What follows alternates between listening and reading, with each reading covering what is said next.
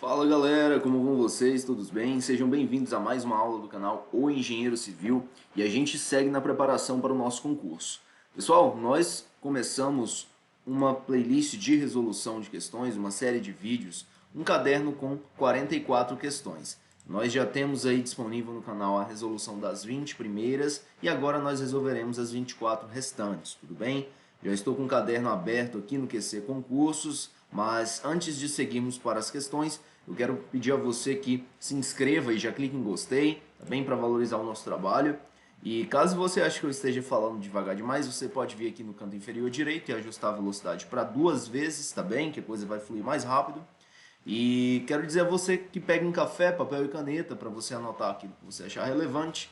E, se possível, um cafezinho que você vai seguir com bem mais energia nessas 24 questões, tudo bem? A expectativa é que a gente fique aqui pela próxima hora, tá bem? Cerca de 1 hora de vídeo aí, eu estimo, e desenvolveremos conceitos aí da 8800, projeto de estruturas de aço, estruturas mistas de aço e concreto, 7480, que é a especificações de aço para construção civil, e a nossa querida 6118, projeto de estruturas de concreto. Tudo bem? Concreto simples, concreto armado e concreto protendido. Na faixa aí de 2.000 a 2.800 quilogramas. Tudo bem? Abaixo de 2.000 nós temos os concretos leves e acima de 2.800 nós temos os concretos pesados ou densos. Então fica o escopo aí da 6118, os concretos de 2.000 kg por metro cúbico até os de 2.800. Entendido? Certo. Pessoal, então isso aqui é a aula 39, tá? E não a aula 36. Sem mais delongas, a gente vai vir para as nossas questõezinhas. Então, vamos nos divertir um pouco. Dá seguimento. De acordo com 8800, em uma estrutura metálica, deve-se evitar peças comprimidas de esbeltez superior a... Só quando a peça for comprimida, a esbeltez deve ser inferior a 200, 200, tá? O nosso índice de esbeltez. A gente tem como nosso gabarito e a parte que fundamenta isso é justamente lá na 8800, os tópicos 5.2.8, tá? E os tópicos 5.3.4 também. No 5.2.8 a gente fala de peças tracionadas, em que a esbeltez dessas peças não deve superar o índice de esbeltez de 300, tá? Não deve superar 300. E aqui temos uma chapa composta tracionada, tá bem? Uma ilustração. E no tópico 5.3.4 nós vemos que a esbeltez de peças comprimidas elas não devem exceder 200, tá bem? Ficam os nossos índices limites aí, 300 para peças tracionadas e 200 para peças comprimidas. Então vamos à questão 22. Diz o seguinte: sabe-se que para o cálculo estrutural de estruturas de concreto é necessário conhecer o modo de elasticidade das barras de aço a serem utilizadas. A falta de ensaios específicos, o valor do modo de elasticidade dos aços utilizados em estruturas de concreto pode ser adotado como sendo em igual a... Só o valor mais próximo aqui está 21, normalmente é um valor que se atribui para o concreto. Aqui está 210 mil, mas não tem unidade. 210 mil GPa daria 210 TeraPa, tá? Terapascal, que não é uma unidade que está no nosso, não é uma unidade que está no nosso intervalo comum, hein? Então, tirando aqui já essas duas últimas, só pela grande quantidade de zeros que elas têm e considerando que estamos trabalhando em gigapascal, a gente fica com essas três aqui. 250 não é um valor usual para o aço, 180 também não, a gente sabe que o coeficiente, o modo de elasticidade longitudinal do aço, o módulo de Young, está aqui na faixa dos 210, tá? E a gente tem um amparo da norma quando afirma isso. Pessoal, a letra E estaria correta caso fosse MPa, tá bem? Caso ele tivesse trazido MPa aqui, o nosso gabarito seria a letra E, mas como está em GPa, a gente fica com 210. E quando a gente checa a 6118, e aqui está falando de quê? Está falando de cálculo estrutural de concreto armado. Vai tratar de concreto é a 6118. Quando a gente checa a 6118, a gente encontra o seguinte: lá na parte de armaduras passivas, nós temos que as armaduras passivas de superfície lisa, elas têm um coeficiente de aderência 1, as entalhadas 1.4 e as nervuradas 2.25.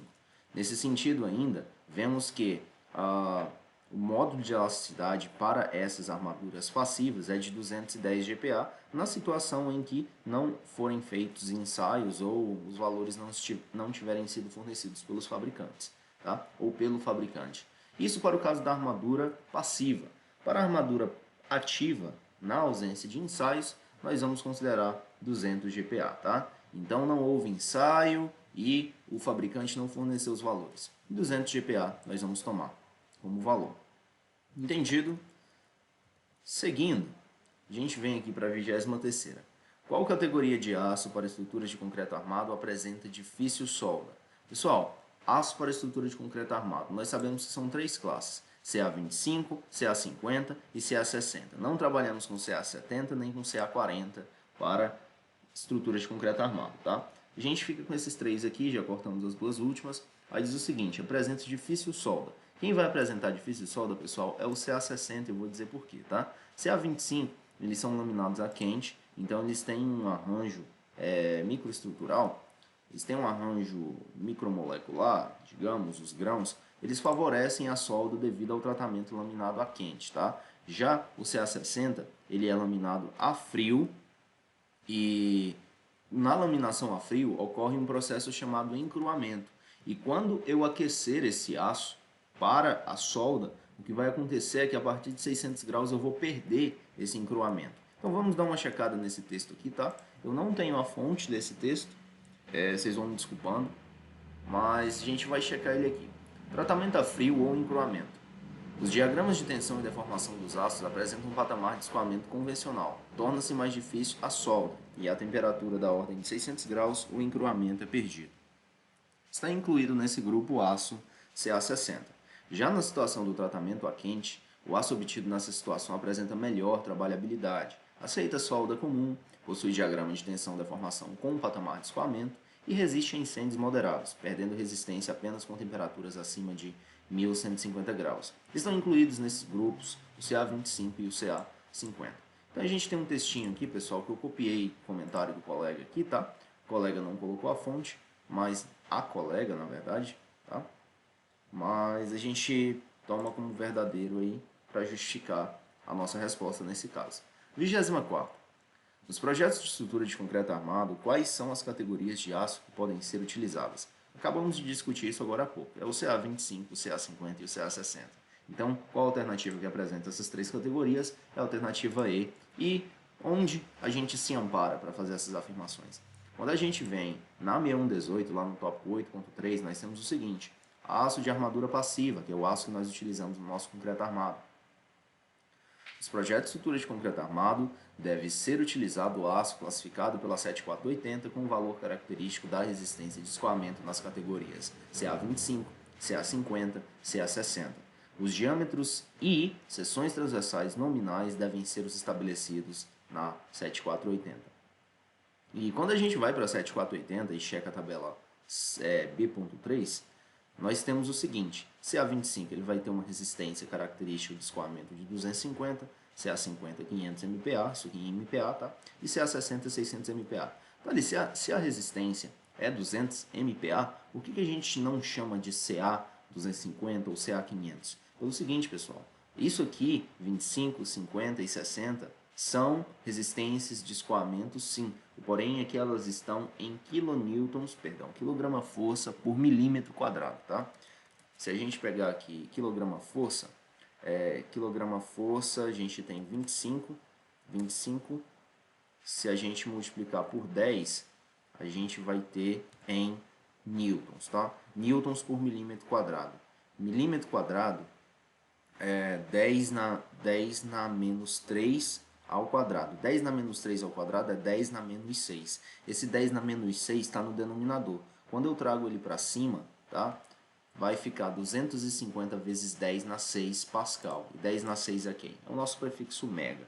Então, é só uma questão de unidade aí, tá? Lembrar que aqui, quando a gente faz referência CA25, CA50, CA60, lembrar que esses 25, 50 e 60, eles estão em quilograma-força por milímetro quadrado. Entendido? Então vamos seguir, 25ª. Para projetar a estrutura de concreto armado é necessário entender os mecanismos resistentes do concreto e o funcionamento solidário deste com suas armaduras para os diversos tipos de solicitação. O esquema acima ilustra o ensaio de uma viga bem apoiada, carregada com duas cargas concentradas simétricas, cujos valores são aumentados até o colapso da viga. Então a gente checa que essa viga está sendo ensaiada, temos umas fissuras de flexão, distância a distância do carregamento até o apoio é uma distância A, tudo bem? Simétrica, e que nós temos 3 barras de armadura principal, aqui em cima armadura de montagem, eu acredito que seja armadura de montagem, e aqui não dá para ler, mas é a armadura transversal, nosso estribo, tá? Uma viga de base BW e uma viga de altura H. Certinho. Então, seguindo, a partir dessas informações, julgue os itens a seguir.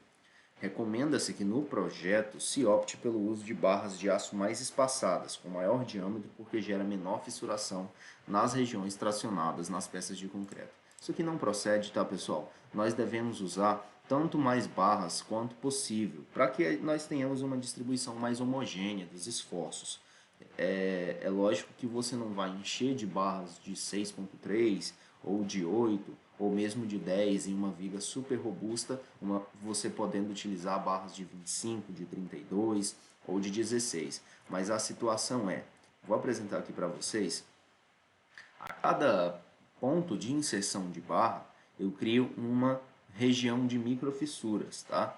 Nesse ponto, o concreto estará sendo solicitado a tração. É a ancoragem que nós temos aí das nossas armaduras passivas, tudo bem? Então, quando a gente vem aqui e checa a 6118, nós temos o seguinte: para cada elemento ou grupo de elementos das armaduras passivas e ativas aderentes, excluindo-se os cabos protendidos que estejam dentro das bainhas, que controlam a fissuração do elemento estrutural, deve ser considerada uma área crítica. Então, essas barras que estão aqui no interior dos nossos elementos, eles têm uma área crítica, tá? E se nós podemos ter regiões menores e fazer uma distribuição mais uniforme desses esforços de tração que estão no interior da nossa peça, a gente vai fazer sim. Então, essa 25ª aqui não procede, tá? A gente marca o nosso gabarito. Letra E. Letra E de errado. 26ª. Em uma certa estrutura, a máxima relação entre o deslocamento lateral do andar relativo à base obtido na análise de segunda ordem e o obtido na análise de primeira ordem, considerando todos os andares e todas as combinações últimas de ações estipuladas na 8800, foi 1.2. Tá? De acordo com a norma, portanto, quanto à sensibilidade a deslocamento lateral, trata-se de uma estrutura de deslocabilidade média. Tá? Pessoal, isso aqui soa confuso, mas eu fiz uma explicação sobre isso nos vídeos anteriores, tá? Eu não sei apontar para você exatamente qual vídeo dos 3, mas a gente fala dessa deslocabilidade. Se a estrutura tem uma deslocabilidade menor que 1.1, ela tem pequena deslocabilidade. Entre 1.1 e 4, nós temos uma média deslocabilidade, e acima de 4 nós temos uma grande deslocabilidade. Tá? Quando eu divido o deslocamento obtido em análise de segunda ordem pelo deslocamento obtido em análise de primeira ordem, a gente vai ter esses valores aí na faixa de 0.9, enfim, na faixa de 1 até 1.5, que seja, tá bem? Então, o nosso gabarito letra B, e aqui ilustra aquilo que eu estava falando na questão anterior, tá? As fissuras de fendilhamento pelas barras, isso aqui é uma barra nervurada no interior do concreto, a tensão de aderência, ou tensão de arrancamento, ou tensão de ancoragem, tá bem? Esforços solicitantes no concreto circundante à barra de aço na proximidade das nervuras. Então aqui nós temos uma ilustraçãozinha. A 26ª, é aquilo que eu falava para vocês. Quando eu divido o deslocamento obtido de segunda ordem pelo deslocamento de primeira ordem, a gente vai obter esse índice que vai classificar aqui quanto à deslocabilidade. O nosso índice foi 1.2, 1.2 está entre 1.1 e 1.4. A gente tem que a nossa estrutura é de média de deslocabilidades. Tabelinha resumo que eu montei aqui para ficar mais fácil a memorização. Dando seguimento, 27ª, de acordo com 8800, para a determinação dos valores de cálculo, é necessário utilizar os coeficientes de ponderação das ações. Essa norma estabelece que o coeficiente de ponderação das ações é composto por três parcelas que consideram a variabilidade, a simultaneidade da atuação e os possíveis erros de avaliação dos efeitos das ações, procede sim, tá pessoal? É a letra A, a gente já encontra de cara o nosso gabarito e vamos checar na norma o porquê de ser o nosso gabarito. Aqui nós temos os coeficientes de ponderação das ações, em que o gama F é obtido pelo produto de gama F1, F2 e F3, e os gamas consideram a variabilidade das ações, a simultaneidade de atuação das ações e os possíveis erros de avaliação dos efeitos das ações, tá? Então, o projetista ele é falho e a gente tem um coeficiente que vai considerar essa possível falha, possível e eventual, tá? Falha do projetista. Então, fica registrado aí, a gente vai para a nossa 28ª. Em estruturas de madeira que utilizam pregos, olha só, a gente está resolvendo questão de estrutura de aço, mas a madeira ela utiliza de aço para fazer as suas ligações, são os pinos metálicos, tá? Pregos ou parafusos, e a gente vai falar deles um pouquinho aqui também. Em estruturas de madeira que utilizam pregos, as ligações devem ser feitas com pregos estruturais de aço, com resistência característica mínima ao escoamento em MPa e diâmetro mínimo em milímetro, de respectivamente.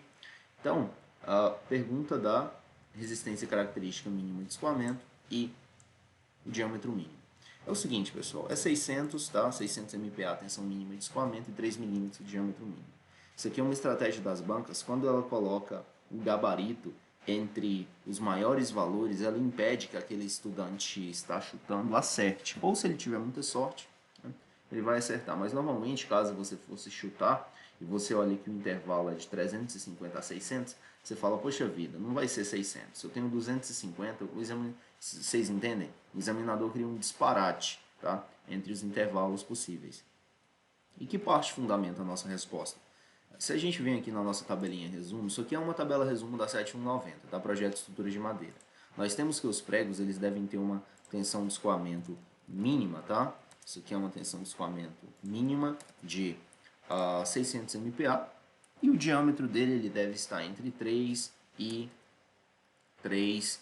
a espessura da chapa dividido para 5. Se você furar essa chapa no diâmetro do prego, você pode dividir essa espessura por 4, tá? E ter um diâmetro de prego maior aí. Mas a situação é a seguinte: mínimo de 3 e tensão mínima de escoamento de 600. Quando a situação é parafuso, nós temos um mínimo recomendado de 1 centímetro, tá? 10 milímetros, e uma tensão mínima de escoamento de 240 MPa. Belezinha? Então a gente vai seguindo e resolvendo uma a uma, tá pessoal? É um jogo de paciência, é um jogo de resistência física, é um jogo de resistência mental. Essa é a caminhada do concurso. Na construção civil, o aço pode ser utilizado em conjunto com concreto armado ou nas estruturas dos edifícios. A cerca, a gente está falando de estruturas mistas, acerca do projeto de estruturas de aço e de estruturas mistas de aço e concreto, ou seja, acerca da 8800 ou de acordo com 8800, é correto afirmar que os aços utilizados em perfis, barras e chapas devem possuir resistência ao escoamento máximo de 500 MPa e relação entre resistência à ruptura e ao escoamento não inferior a 1.4. Não procede, tá? Nós temos que a nossa resistência máxima, isso mesmo, ao escoamento é de 450, e a relação entre as resistências de ruptura e ao escoamento é 1.18 e não 1.4, a gente corta a letra A. O aço a ser utilizado em estruturas metálicas e no concreto armado deve possuir propriedades como modo de elasticidade igual a 200 GPa, tá? É 200 GPa e o coeficiente de Poisson é 0.3 e não 0.5. A gente corta a letra B. A área efetiva da solda deve ser calculada como o comprimento real da solda pela espessura da garganta efetiva e não garganta real, a gente corta a letra C também. Um dos tipos de aço carbono mais utilizados em estrutura é o MR250, cuja resistência ao escoamento do aço é de 250 MPa. Esse aqui é o nosso gabarito, tá?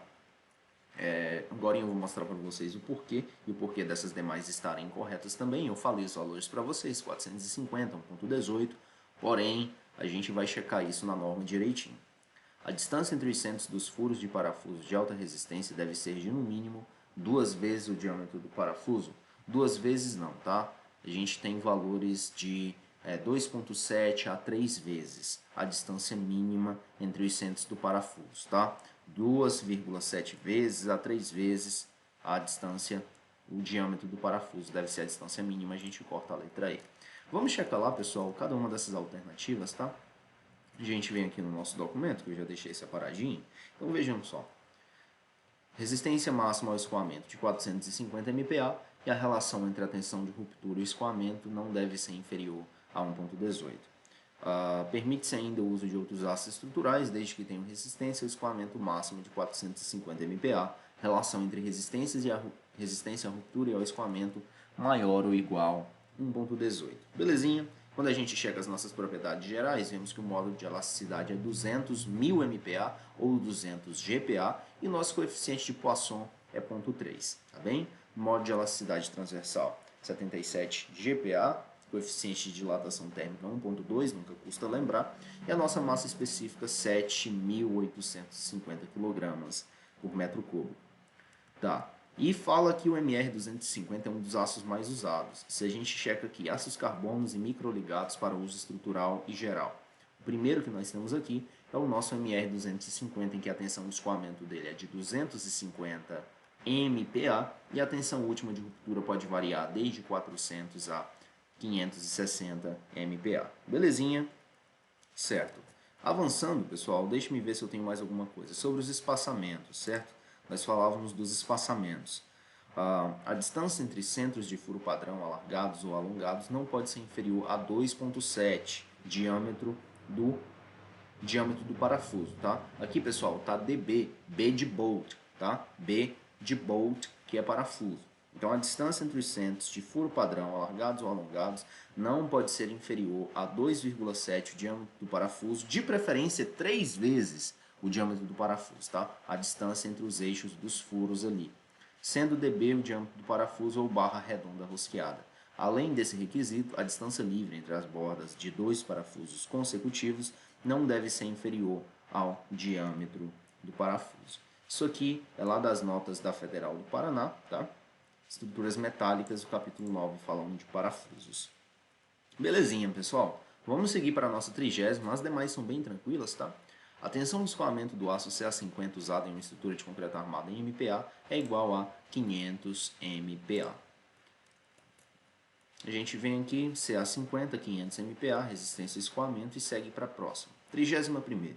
Com relação às especificações de materiais e de serviços empregados na construção civil, julgue os itens subsecutivos. Quando as tensões de projeto não são muito elevadas, pode-se empregar o mesmo tipo de barra de aço das estruturas de concreto armado para execução da armadura ativa das estruturas de concreto protendido. De maneira nenhuma, tá, pessoal? Aqui está dizendo que eu posso utilizar armadura passiva em algumas situações em lugar da armadura ativa. Não procede. A armadura ativa, eles estão sujeitos a elevadas tensões, tá? Uma coisa, outra coisa, outra coisa. Primeiro que a armadura ativa usa fio e cordoalha, tá?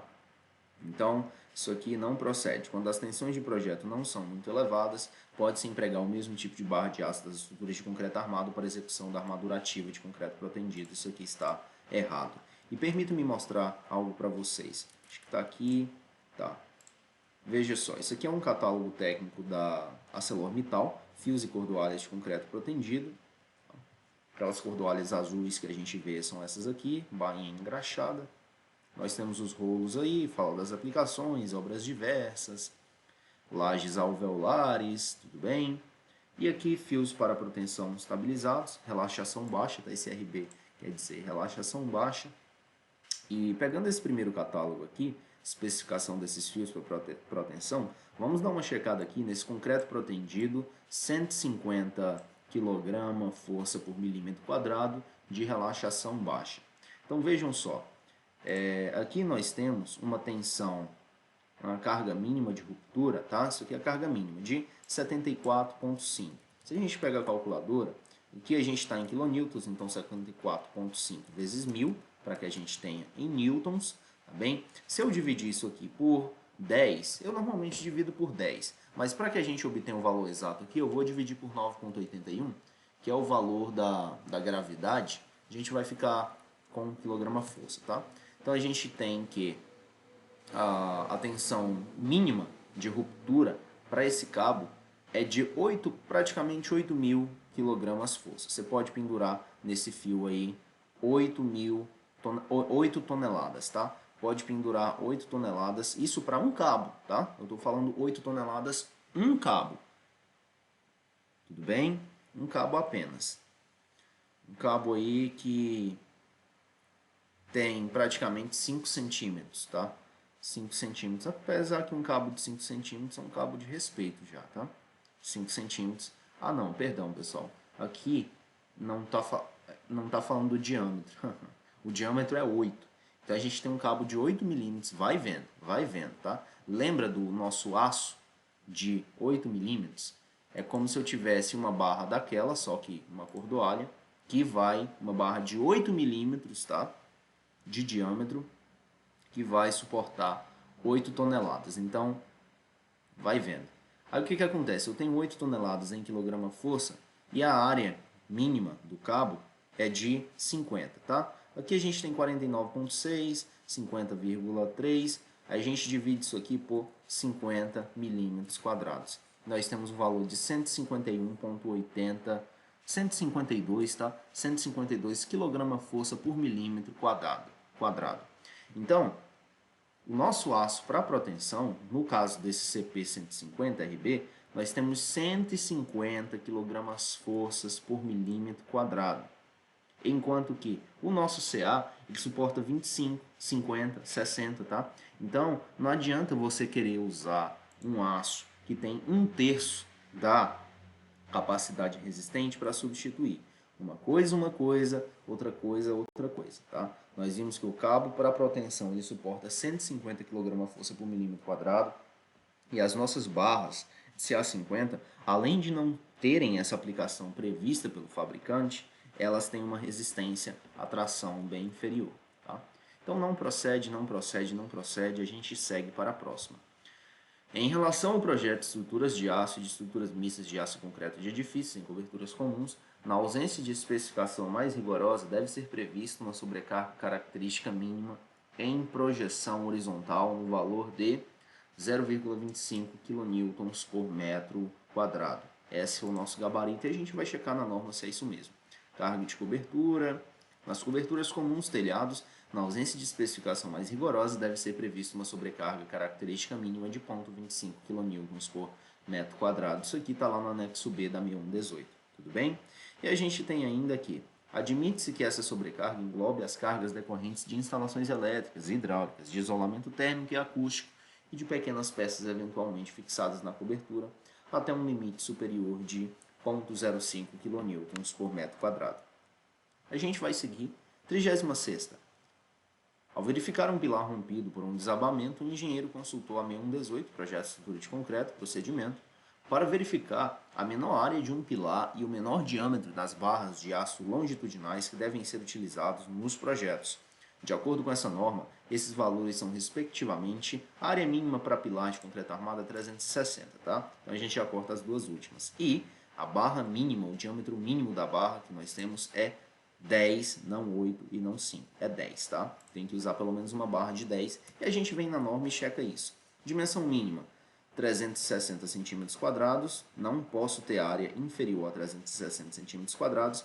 A dimensão da seção transversal, a menor dimensão que eu posso ter é 19 por regra e eu posso ter 14 por exceção, tá? E quanto às barras? O diâmetro das barras longitudinais não pode ser inferior a 10 milímetros nem superior a 1/8 da menor dimensão. Então você tem lá um pilar de, vamos colocar, de 20, tá? Um pilarzinho de 20. 20 dividido para 8, 2,5. 2,5 vezes 10 para transformar em milímetros, 25. Então você não pode ter uma barra de diâmetro superior a 25 milímetros se o seu pilar ele tem dimensão mínima, se a menor dimensão do seu pilar é 20, tá bem? É assim que a gente faz essa continha e eu trouxe mais algumas coisas aqui sobre a armadura longitudinal dos pilares. O seguinte, a armadura mínima é 0,15 do esforço que atua sobre esse pilar, dividido pela tensão de escoamento de cálculo, tá? Tensão de escoamento do projeto. E essa área ela deve ser maior que 0,004 da área de concreto. Então aqui a gente estabelece a nossa área mínima e ela não deve ser inferior a 0,4 da seção 0,04. Isso mesmo, tá? Pessoal, 0,004 é 0,4% da seção do concreto. Tá bem? Fica registrado isso aqui, essas notas são bem interessantes também. A armadura longitudinal máxima é 8% da área do concreto, já considerando a área de emendas, tá? Não é que na área de emendas você pode ter 16 para pilares, não. A regra é 8, mesmo na área de emendas. Então, se você tiver emendas, você for emendar todas as barras ali na seção transversal, você pode ter o máximo de 4%. Mas lê direitinho aqui que vai ficar claro caso não tenha ficado, tá? Então, o φ da barra da armadura longitudinal tende a estar entre 10 e 1/8 da menor seção transversal. Vamos para a 34ª. A partir daqui, pessoal, vai ficar bem mais tranquilo, tá? São questões de certo e errado, ou de apontar um númerozinho ou outro, a gente vai avançar bem mais rápido. Em projetos de estruturas de aço, os perfis que contêm a indicação visível de seu peso devem ser armazenados o mais próximo possível dos equipamentos de elevação, para poupar a máquina de esforços acima dos previstos. Não só os perfis que contêm indicação visível do peso, mas todo equipamento que você içado, tá, pessoal? Você deve deixar próximo da máquina que vai içá-lo para evitar esses esforços aí. Então isso aqui procede? Procede sim. Devem ser armazenados o mais próximo possível, não só esses, mas outros também, tá bem? Isso aqui procede para poupar a máquina de esforços. A gente segue. Tem algum trecho da norma que fala disso? Vejam só. Quando o método construtivo for condicionante, tendo feito parte dos procedimentos de cálculo estrutural, devem ser indicados os pontos de içamento previstos e os pesos das peças da estrutura, além de outras informações similares relevantes. Devem ser levados em conta coeficientes de impacto adequados ao tipo de equipamento que será utilizado na montagem. Além disso, devem ser indicadas as posições que serão ocupadas temporariamente por equipamentos principais ou auxiliares na montagem sobre a estrutura, incluindo posição de amarração de cabos ou espinas, outras situações que possam afetar a segurança da estrutura devem também ser consideradas. Fica esse registro aqui, tá? 4.2.6 lá do 8800. Seguindo, quando for previsto que um carregamento será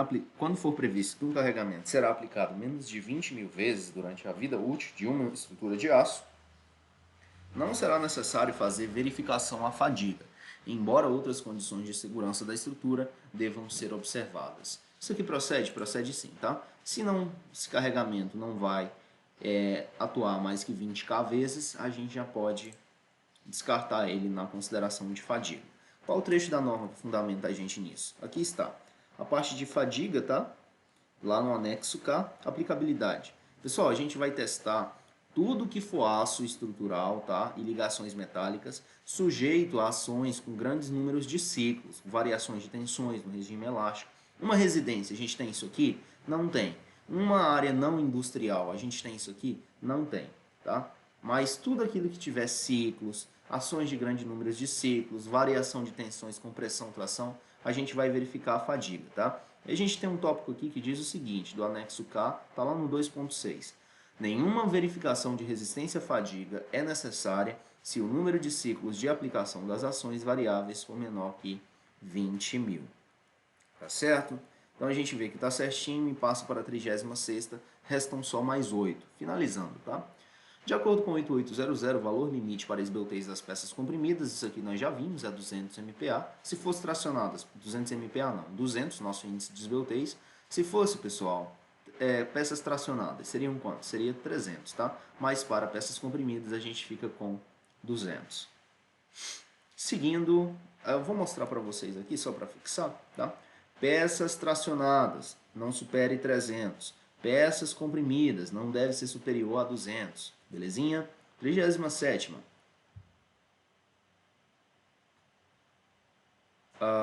Só recarregar. Não é necessária a verificação do comportamento de elementos de aço à fadiga caso sejam utilizados na construção aços classificados como estruturais. Novamente, atenção para a leitura, hein? Pessoal, eu vou ignorar esse texto aqui porque ele não é tão relevante para a resolução da questão, não. Não é necessário a verificação do comportamento de elementos de estruturas de aço à fadiga caso sejam utilizados na construção aços classificados como estruturais. Aí eu vou lá no anexo K e vejo o que o anexo K fala. Aplica-se a elementos estruturais de aço e ligações metálicas. Então a fadiga não está associada ao material ou à peça. está associada ao carregamento que o material ou a peça está sujeito, tá bem?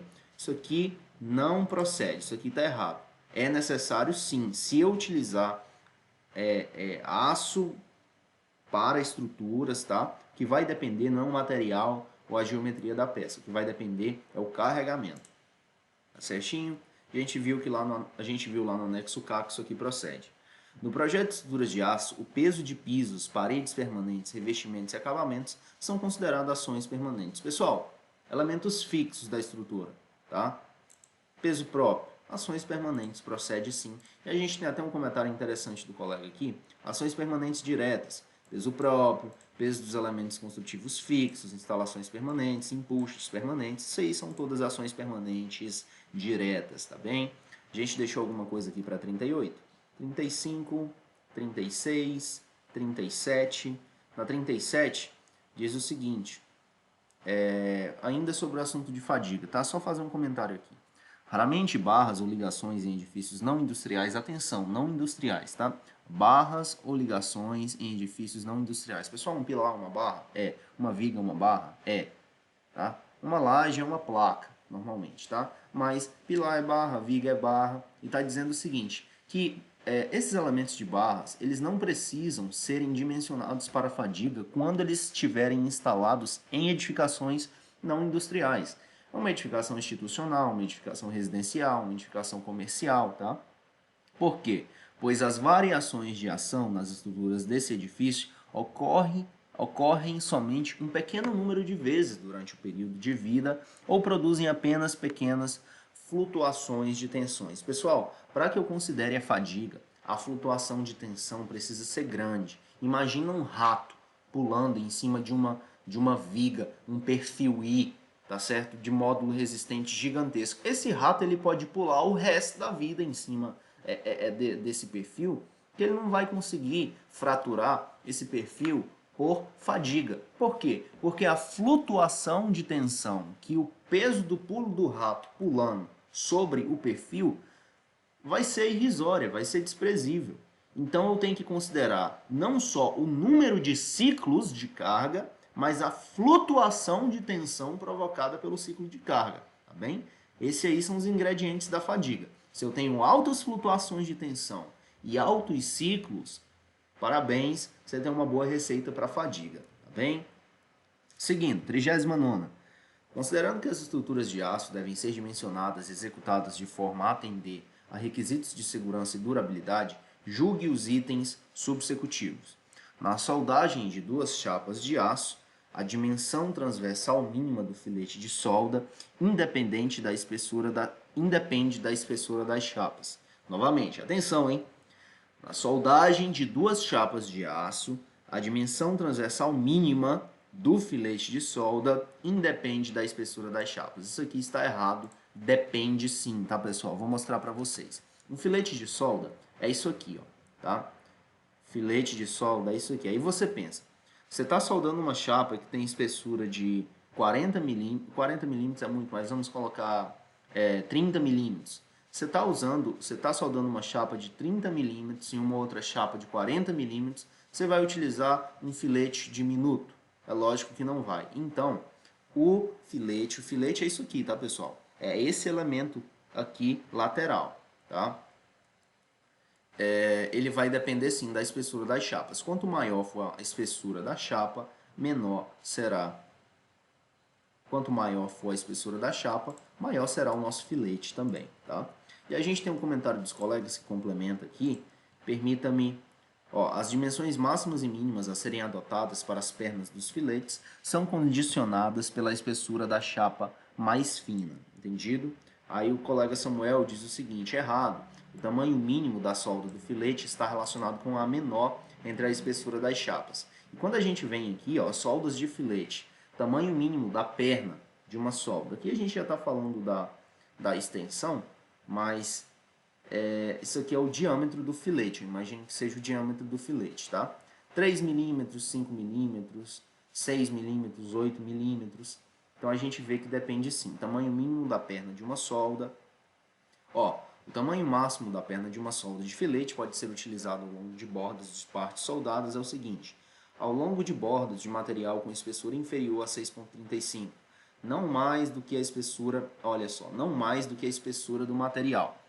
Então, essa parte aqui é que associa o diâmetro do filete, tá certo? À chapa mais fina, não mais do que a espessura do material. Então, no exemplo da nossa chapa de 30 milímetros, você vai ter de utilizar um diâmetro certamente menor que 30 milímetros. E 30 milímetros, pessoal, para uma chapa de aço é muita coisa, tá? É 3 centímetros de chapa de aço. É muita coisa mesmo. Tá?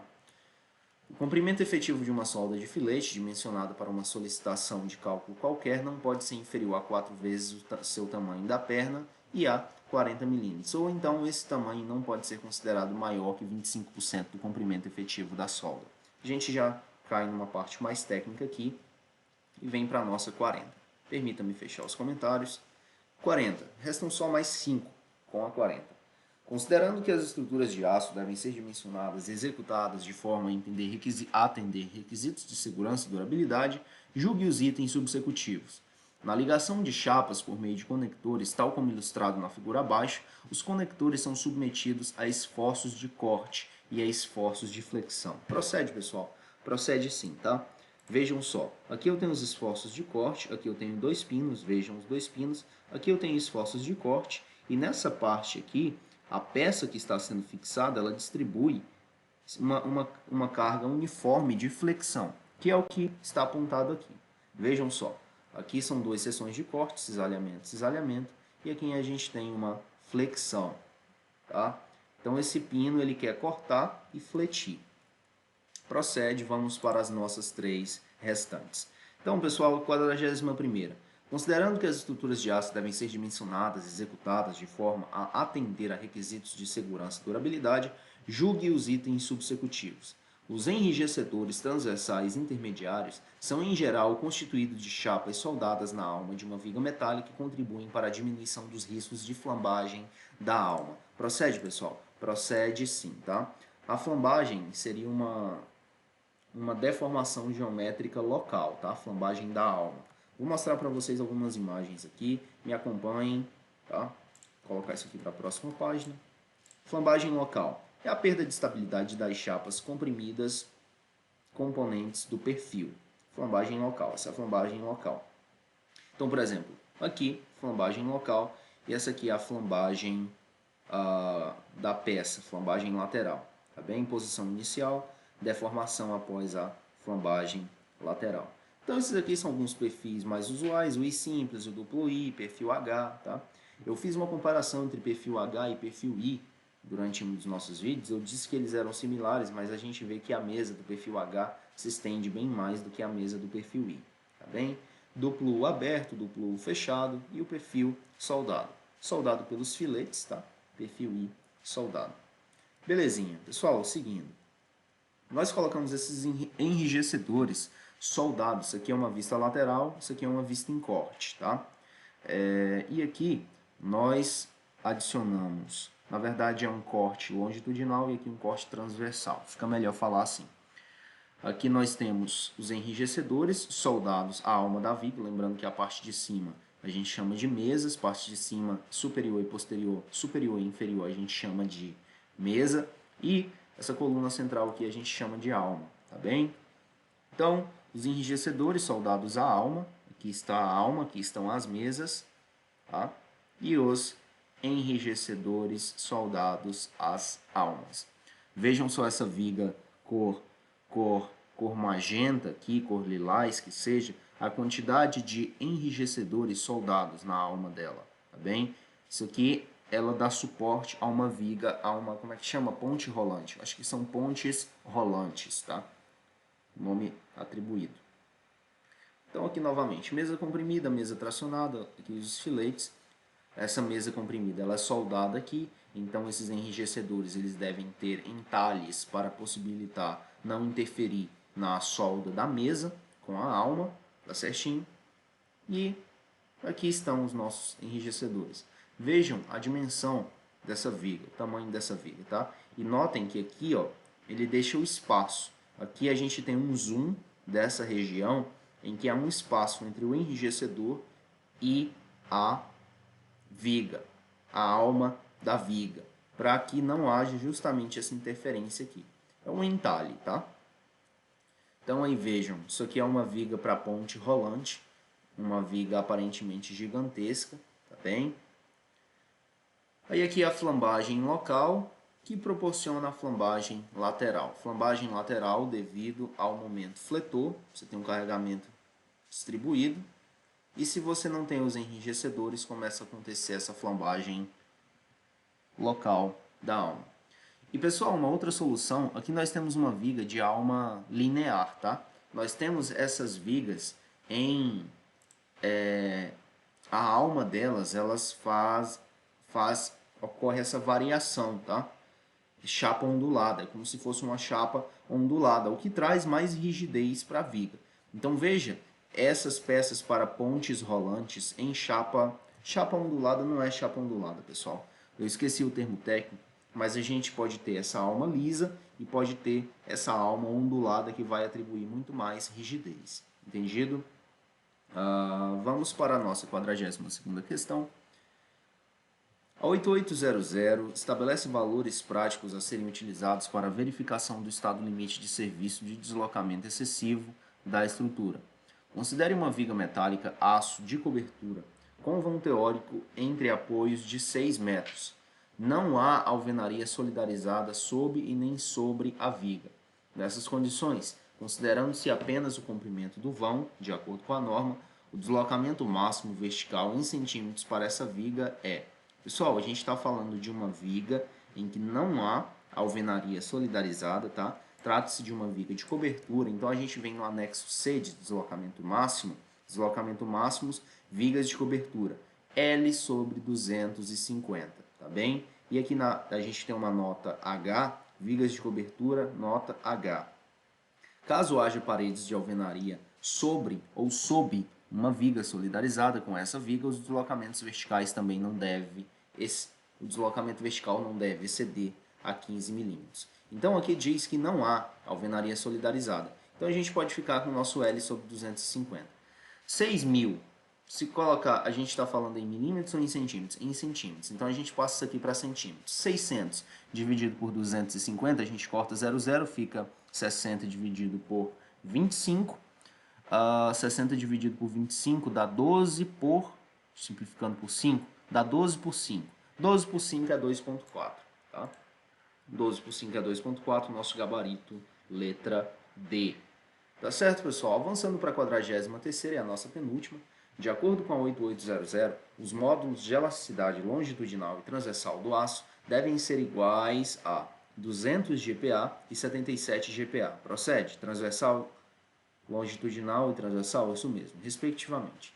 Pode-se então concluir que o coeficiente de Poisson vale aproximadamente... Pessoal, nós decoramos as propriedades mecânicas gerais, a gente sabe que a ponto 3 é o nosso gabarito, tá? Se eu não estou enganado, o coeficiente de Poisson pode ir até ponto 5 só. Eu não acho que ele possa chegar a 1.3 ou 2.6. Então esses valores D e E aqui sequer fazem sentido. Nós sabemos desse valor do coeficiente de Poisson porque nós estudamos as propriedades mecânicas gerais. Porém, caso não tivéssemos estudado e conhecêssemos a fórmula, tá? Nós poderíamos resolver por essa fórmula aqui, ó. Se o comentário dos colegas carregarem, módulo de elasticidade transversal é igual ao módulo longitudinal dividido por 2 vezes 1 mais coeficiente de Poisson.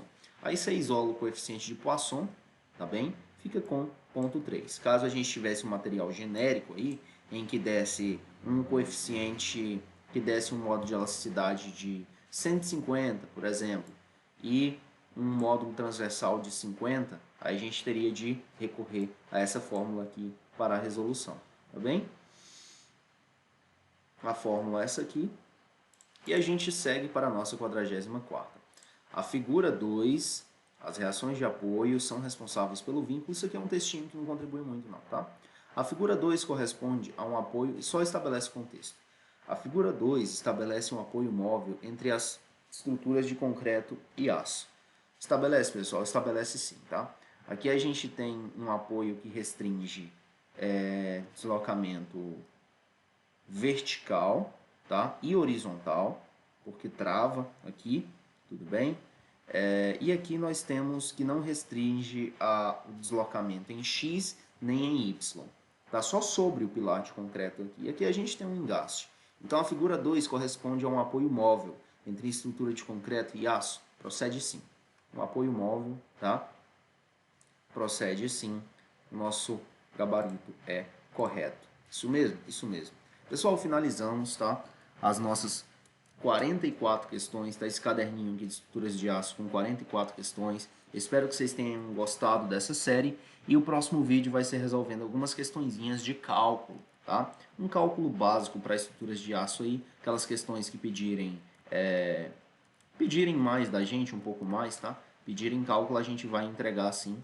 Então, eu quero que vocês deixem um comentário aí para eu saber se vocês estão me assistindo, tá bem?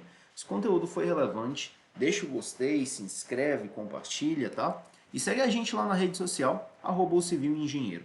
É o nosso Instagram. Belezinha? Abraço forte, galera. Fiquem em paz. Até o próximo vídeo.